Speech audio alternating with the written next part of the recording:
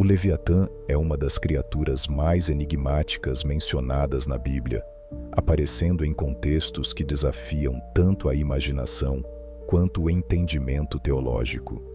Descrito como uma criatura colossal, frequentemente associada ao mar e ao caos, o Leviatã tem sido objeto de estudo em diferentes áreas da teologia, história e até da cultura contemporânea.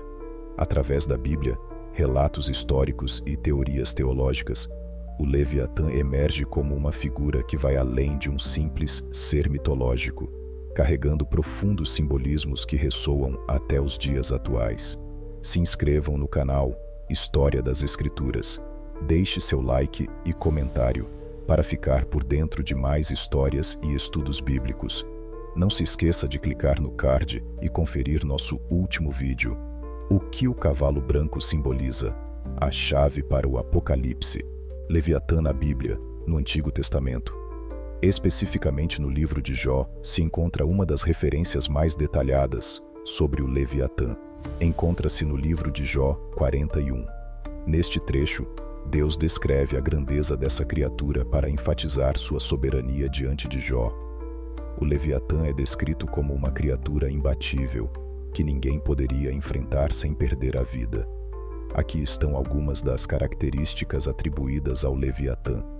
É uma criatura de força incomensurável.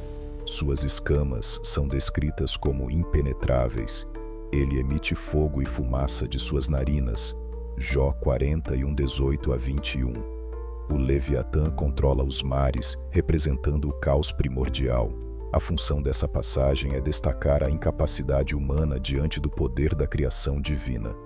Deus, ao utilizar o Leviatã como exemplo, mostra a Jó a futilidade de questionar o Criador e sua justiça. Outras referências bíblicas. O Leviatã aparece em outras passagens bíblicas, sempre associado a elementos de caos, destruição e julgamento divino. Isaías 27, 1. Naquele dia, o Senhor castigará com sua espada dura, grande e forte, o Leviatã, a serpente veloz, o Leviatã, a serpente tortuosa, e matará o monstro que habita no mar. Aqui, o Leviatã é visto como uma figura do mal, que será derrotada nos tempos finais. Salmos 74, 14. Tu esmagaste as cabeças do Leviatã e o deste por alimento às criaturas do deserto. Nesta passagem, o Leviatã é uma representação das forças do caos e do mal que Deus derrota em favor de seu povo. Salmos 104, 26. Ali circulam os navios e o Leviatã, que formaste para nele brincar. Essa referência é menos ameaçadora, retratando o Leviatã como parte da criação de Deus. Interpretação teológica. Leviatã como símbolo do mal. Teologicamente, o Leviatã é muitas vezes interpretado como um símbolo das forças do mal, caos e rebelião contra Deus. Na literatura bíblica e em comentários teológicos, a serpente do mar aparece como uma personificação do caos primordial que Deus controla e derrota. Especialistas em teologia veem a luta de Deus contra o Leviatã como uma alegoria da vitória de Deus sobre o mal. Por exemplo, no livro de Isaías, o Leviatã é associado ao julgamento divino, o que fortalece sua imagem como uma entidade rebelde que será derrotada no fim dos tempos. Algumas correntes teológicas ligam essa simbologia à escatologia, vendo o Leviatã como uma figura que representa Satanás ou os reinos malignos que serão destruídos no juízo final. Fatos históricos. O Leviatã nas culturas antigas.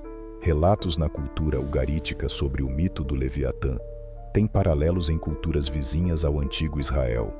Nos textos da mitologia ugarítica, encontra-se um relato sobre Lotã, uma serpente marinha de 7 cabeças, derrotada pelo deus Baal. Esta figura tem fortes semelhanças com o Leviatã, e acredita-se que a tradição bíblica tenha incorporado esse mito antigo, reinterpretando-o sob uma teologia monoteísta.